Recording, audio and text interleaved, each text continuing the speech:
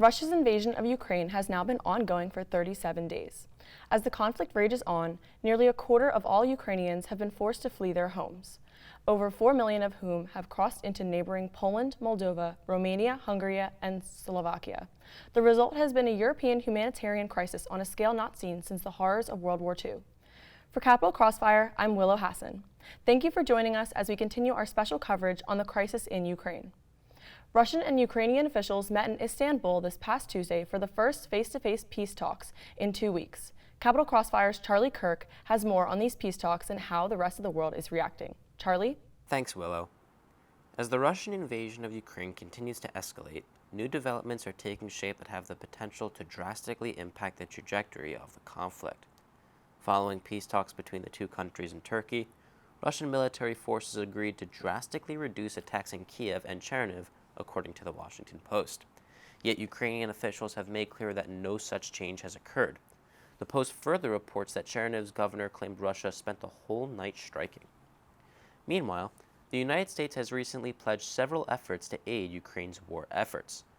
On a call with Ukrainian President Volodymyr Zelensky, President Joe Biden agreed to provide Ukraine with $500 million of direct aid.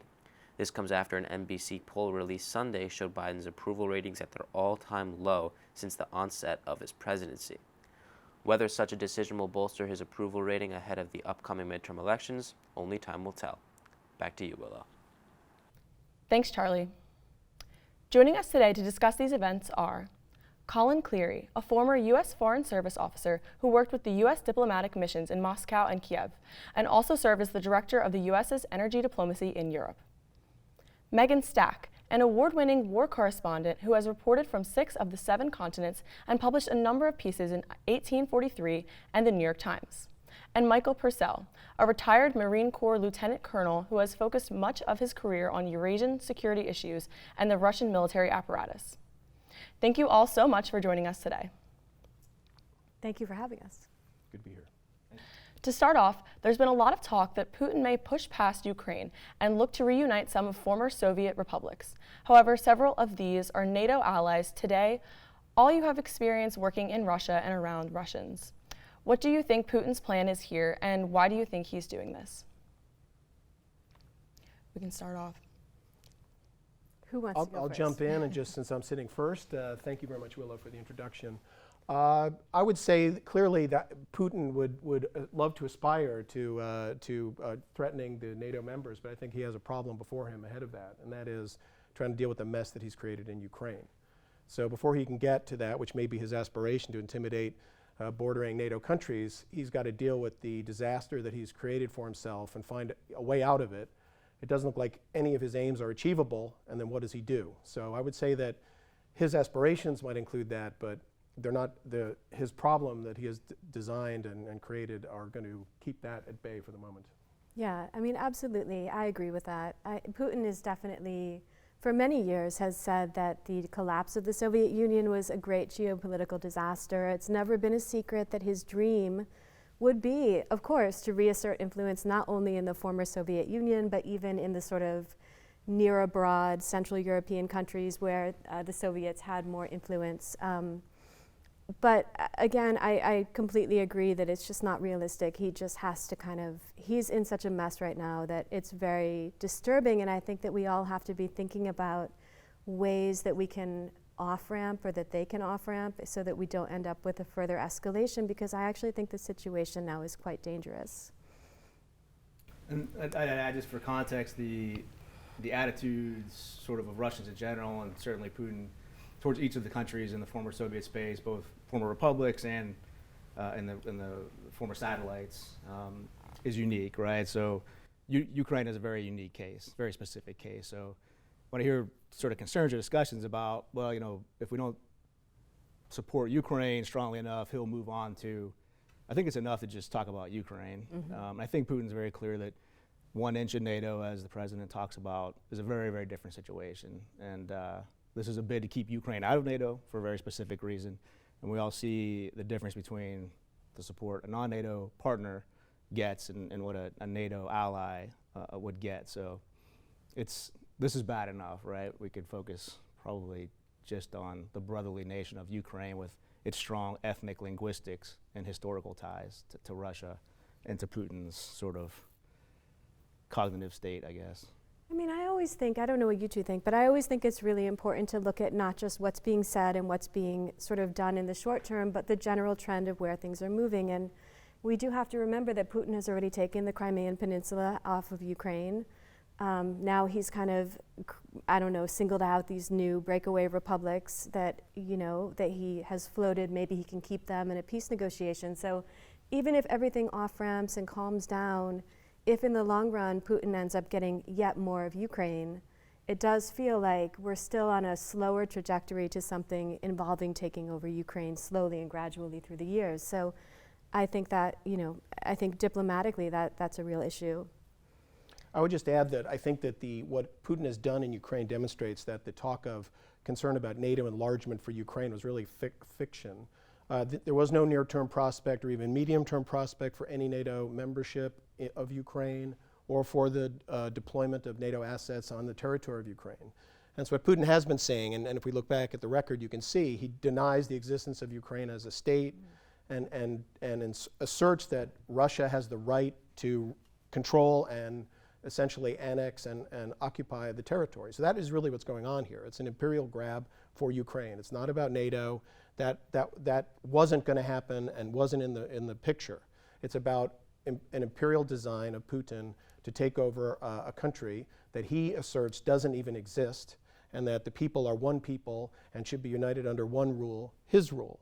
There's one problem with that. The Ukrainian people don't agree, and they're putting up a fierce resistance, demonstrating that they are a people, that they are a nation, that they do want their country, that they don't want to be ruled by Putin. And that's the disaster he's created. He has now asserted this imperial dominion, which the very large, by the way, this is not a small country. This is a country of 40, well, when they're all there and not in exile, not in refugee status, 40 plus million people. It's not easy to take them over when they are determined, and that's what they're doing. They're very determined, including the Russian speakers. On the topic of Putin as a leader, Professor Purcell, you've questioned in the past whether or not Putin is a rational actor. Do you consider him rational, and does he take the threats of the West seriously? Well, we discussed before we started this sort of question of do we see any logic to his behavior in Ukraine? I made the point that his previous sort of transgressions, whether it be in Syria, Georgia, the Baltics, or sort of other things that they've done that are less visible, there seemed to be a rational calculation of risk and gain, right? So they've paid a very low price for that behavior, to include Crimea and Donbass, the parts of it that they've sort of fomented this separatist movement in. So this is fundamentally different behavior. From a military perspective, I didn't think he would do this because it's operationally bonkers, right? And turns out it was, and they've sort of redirected themselves to what would have been the feasible goal of sort of taking additional chunks of the oblast, right, the larger Donbass space, and that's kind of back to where they are now. So my sense is, you know, he's either a bit nuts in a conventional way, or his intelligence, his information is going into his head in such a way that it's being, you know, manipulated, morphed by biases, grievances, misconceptions about how the world works, and it came out into this really unrealistic plan. So I didn't answer your question, but I did define it better, the options. Well, I think it also, but I've thought about that, but I also wonder, I do feel that in some ways we have seen a little bit, if we want to say this is a strategy, and again, we can talk about Putin as a leader and his personality, but let's say for the sake of argument, this is a strategy. I mean, I think we have seen a little bit of this before. I think we saw this in Georgia, where there was this kind of, there were separatist republics that he wanted to take. He provoked violence. He kind of got a military thing going. And then I will never forget being in Georgia, and Putin sent the military way past the separatist republics, and he actually occupied the road going to the capital, Tbilisi, and he covered it with tanks and armored vehicles, and then he just sat there and he held it. And then everybody came to him. All these diplomats came to him. It was a really strange scene. I remember like NATO diplomats walking up and down this road covered with armored vehicles, and it ended up being like, okay, well, I won't take the capital, but I'm just going to keep these two republics. And everyone was like, okay, fine, just like please get out of Georgia proper, as we said. So I don't know, maybe it's not, if this all ends in some kind of negotiation where everybody feels that they are desperate just to end the war and they're willing to give him a little bit more land, maybe we have seen that before. I feel like all of his invasions, even if you look at Syria, even if you look at Chechnya, even if you look at the way he took the Crimean Peninsula, it's always a little bit like cloak and dagger, the way that it starts. It's always kind of indirect, and he doesn't really say what he's doing. And you remember the little green men in Crimea. Light people. Yeah. So it's always like, there's always a bit of like guessing what he's up to, and I feel that he likes that and always uses it. So for me personally, it's an open question whether this is kind of a failed strategy that he had plotted out, or whether he actually will end up getting something. I mean, I think he's lost so much that he's lost no matter what happens, but maybe he thought that wasn't how it was going to be, and maybe this is still somehow strategic in his worldview.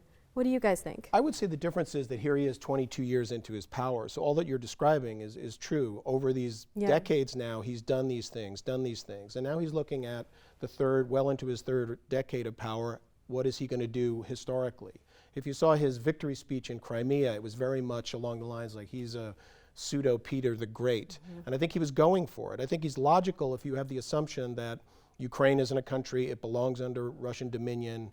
I've done all these things and gotten away with it. I built up my army, as he believed he had. The Ukrainians are really not an entity that we can't deal with.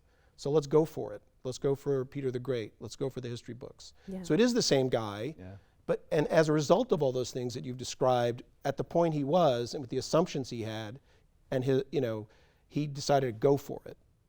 And I think the history was beckoning him, and it's going to come back, of course, to crash around him. Let's hope he doesn't crash all the rest of us with him. Yeah, so he's working on it. I'd add two things. One is sort of, to that point, if you look at it from a grand sort of historical perspective, if he views this conflict, and the larger conflict being Russia sort of in the West, NATO, as an existential threat, right, as an existential battle, which I think he tends to, right? He thinks in these grand historical terms. And he can do that because he can't get voted out of office, right? So we have to live with this one person sort of psychodrama. If you view it that way, well then anything you do to lessen the likelihood of a Ukraine being a hostile actor in their neighborhood, then mission accomplished, right? You've ruined, in effect, Ukraine's prospects for prosperity and even military capability in the near future. But back to the sort of operational level, the cost for this is so great, both sort of materially. I mean, the losses just on any. We often say 10% loss of a unit makes it combat ineffective. You're at 20%, I think, across Russia's total capability. So this is a massive material loss. But then, of course, reputationally as well. People like me or any sort of military reserve, or anybody who's got the kind of worldliness that you guys have, could look at this military situation and say, reputationally, these guys look really bad. Yeah. And the culture within the Russian military reflects the same deficiencies that society has there, which is a fear at lower levels to take action and initiative, a lack of trust across the ranks that would allow them to operate effectively.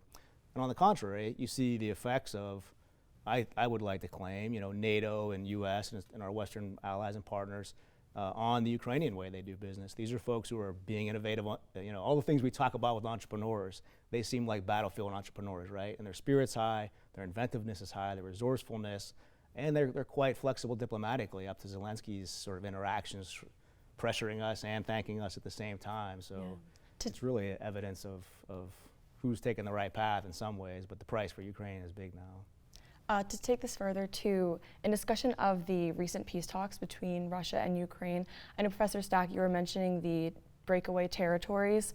If that's what Putin wants, is that all he wants? And has Russia given Ukraine and the West any reason to trust them in these peace talks? No. I mean, I think that you can't even make a reasonable case anymore to trust Russia at this point. And as for what he wants, I mean, I honestly don't know. I feel like we're getting into this kind of speculation of like what his mental state is, and none of us actually know that. I don't think anybody in Russia necessarily knows that except for him. I think probably, I guess, by the time he launched the invasion that everybody sort of objectively knew was a disaster for him to launch, he must have thought he was going to take Ukraine and just really go in and take it over. But I didn't understand, having covered so many insurgencies and knowing that he knows a lot about insurgencies also, how he thought that was like a sustainable model. He should have known that he could never hold Ukraine even if he took it over and kind of occupied it. So I don't understand what was going on in his mind, and now that he's in the situation he's in, I mean, I think ultimately he wants Ukraine to be moved out of Western influence. I think if anything, he's obviously achieved the opposite. Now people are more defensive of Ukraine in Europe. And so what does he want now? I don't know. Maybe these two have a better sense of it. I would just say briefly that if he were just seeking some sort of expansion of the two pseudo statelets in Donbass, then he wouldn't have invaded via the north to Kharkiv and Kyiv. Yeah. He's obviously was going, and the south up from Crimea. He's clearly going for a national, as you're intimating. I think it's pretty clear. I mean, he could have moved from Russia into the Donbass and pushed from the east, and probably extended the territory into those two little oblasts and claimed it without bombing Kyiv and going after Kharkiv. And I would just second your point. Again, Kharkiv is the second city of Ukraine, and it's primarily a Russian-speaking city, very historic city. So his other ostensible reason was to somehow liberate Russian speakers from oppression by the neo-Nazi regime. Well, he is obliterating the cities in Mariupol and in Kharkiv and elsewhere, and villages and towns of people who are Russian-speaking but identify with Ukraine. And there doesn't seem to be much of a fifth column emerging, or, oh, well, now that we've been liberated, let's have flowers and wine for the troops or whatever. There's nothing of that. There is almost none of it, really. They're being met with mobs of people in these predominantly Russian-speaking regions, cursing them, and in the cities even after they've been occupied. Oh, I had a perspective that I was a tank battalion operations officer for the U.S. invasion of Iraq, and I see a lot of parallels here, unfortunately. But I also see some contrast in terms of the behavior based on the political nature of the regimes, right? There was a lot of this sort of misconceptions, and quite frankly, for many of us on the ground, we were a bit confused by what we were told by our sort of political authorities of how they conceived of this coming sort of conflict. And as it turns out, they were wrong, largely, right? But democracies adjust themselves. And I think, as a uniformed person, you're willing to accept the idea that you're going to follow these orders and do these things because you believe ultimately in the nature of the regime, of the political structure of your country, so on and so forth, right? And I think that for whatever it was, in case it was a mistake, we sort of adjusted and made the best out of it with the best of intentions. This started in a very similar way, and I thought about, is there some Russian major sitting in a tank somewhere going, what are we doing? Mm-hmm. Why? But to think that you're in that situation and your higher political authority is this ruthless, this unaccountable to his own people, let alone the international community, it's sort of horrifying, right? And I think it's hard to understate the importance of the rotten nature of this edifice and how you get to this and how you make it even worse, right, in many ways. But I mean, you talked about trust, and I think we also have to consider whether Putin trusts us, whether he trusts the West, NATO, the US, and the reality is he hasn't for decades. I mean, that trust is completely blown. And I also think, I don't know, I would be interested to hear from both of you, having been in this region sort of in a more of a US official capacity, or having been in the military. There's a lot of criticism that I've seen coming from Ukrainians, coming from Russian friends, saying that, and even I've heard it from Americans here and there, that the US did sort of give a false hope to Ukraine about NATO, that NATO gave a false hope, that realistically Ukraine was never going to be given a place in NATO, and yet, because nobody would ever really say that, it kind of created this, or helped feed, I can't say it created the dynamic, but it helped feed this distrust of Putin. Colin, you comment on the Bucharest NATO summit and that statement, and from a diplomatic perspective, and maybe different views of how we saw that and how Putin saw it. Well, I think, so to background very briefly for our viewers is that in 2008 at the Bucharest NATO summit, President Bush and the lame duck President Bush at the very end of his term, after having not done a great job, as you described, in Iraq, decided that he was going to push for Ukrainian membership or an invitation to a membership action plan in NATO. There are a couple of problems with that. One, the Ukrainian public opinion at that time, and it has changed radically since, was not a majority in favor of that. Number two, our key allies, specifically the Germans and the French, were not in favor of it. So the result was it didn't happen at the summit. There was no such offer. But Bush, since it was the United States and since it's NATO, he was able to get a statement that said, but someday they will be members, but there's no plan, no path, nothing. So I think in hindsight that was a mistake, and for the reasons that you indicated. It gave no pathway to Ukraine, but it set up this this notion that they were going there, but with no road to get there. And it perhaps was not an accident that a few months later, Putin did the move on Georgia. Yeah. To deepen this discussion with the U.S. role in this conflict, we recently saw some statements from President Biden on his tour for Europe, so we're going to take a quick listen to that. We will have a different future, a brighter future, rooted in democracy and principles, hope and light, of decency and dignity, of freedom and possibilities. For God's sake, this man cannot remain in power. So from that clip, why have these comments from Biden seen so much international media attention? And what effects do comments like this realistically have on diplomacy and military efforts? You can start. So when we start with diplomacy, Yeah. maybe it is good to have. I mean, I'm maybe the least informed in this way. And I'd say, in a military or sort of maybe reflecting the average citizen as well, is these comments all matter, of course, right? And my first thought was, and again, President Biden is much more constrained by domestic opinion and domestic politics and his execution of foreign policy than Putin is. And sometimes you might say these things, or you can portray them, or you can think of them as being helpful to, sort of pacify a certain amount of domestic criticism. So those who felt like he's not been aggressive enough, this is sort of bolstering that. Let me say this out loud, because quite frankly, anybody who's worked in this region knows that this is how Putin sees things. He very sort of famously, in Russian media at least, took offense to the clip from Hillary Clinton when she sort of was caught hot-mic'd and said, we came in Libya, we saw he died. That played a lot in Russian media. So that idea of sort of regime change and all the soft power that we, with good intentions, use in that part of the world, Putin sees that as, I think quite literally sees it as CIA-led and supported, which is crazy to us.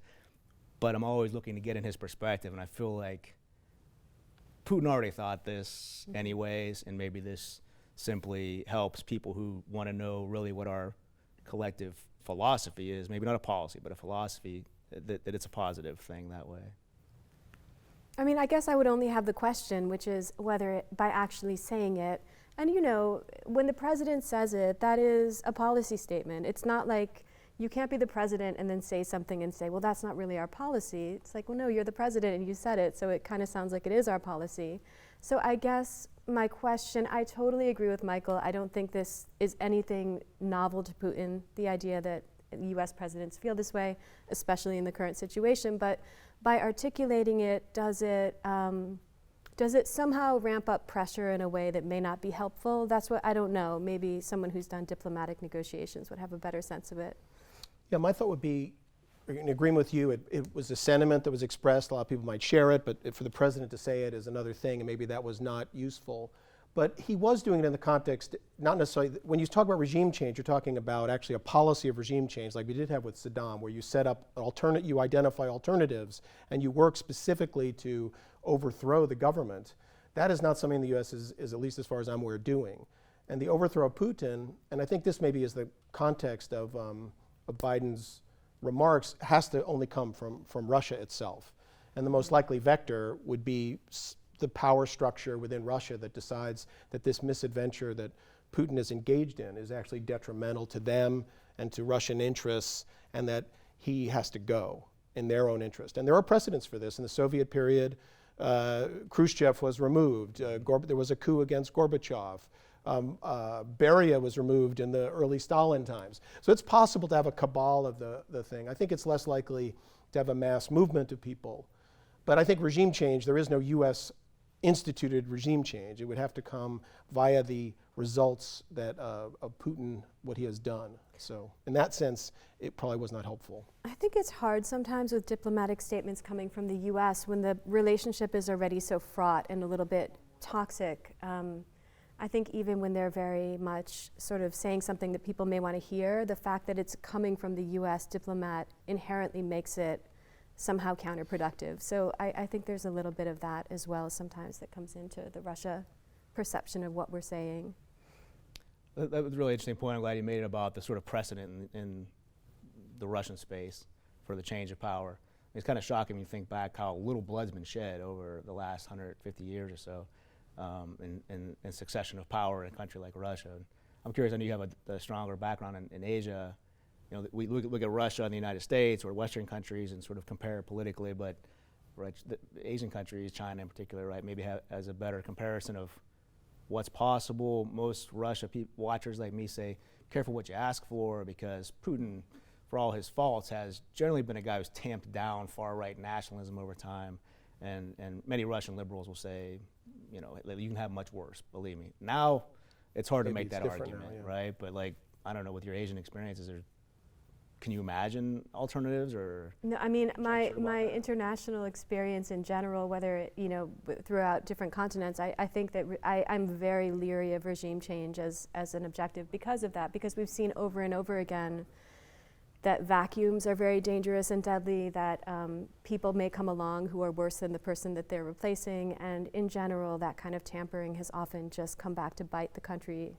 That's my, I mean, so my, you know, I think that Putin has been operating for many years. I mean, you both know this, in a defensive posture. He's been in extreme secrecy. He doesn't use the internet. There's all these, you know, the physical space around him. I think he's been living for a very long time already with the expectation that someone may literally come one day and try to kill him. So I also don't think that's exactly like a new reality for him.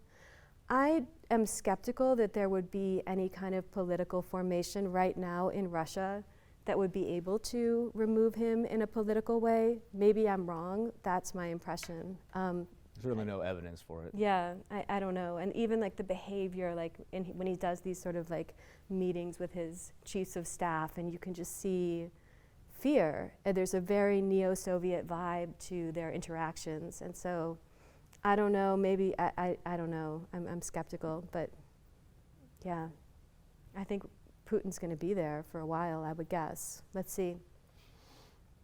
Okay, so that will wrap up our panel today. We here at Crossfire would like to thank you all once again for coming on the show and talking with us today. Thank you. As the situation develops, we will continue to provide the GW community and public at large with the most up-to-date information and expert input. So stay tuned for more coverage on Facebook, Instagram, and YouTube. You can find all of those links in the description. For all of us at GW TV, I'm Willow Hasson. Thank you for tuning in. We'll see you back here next time.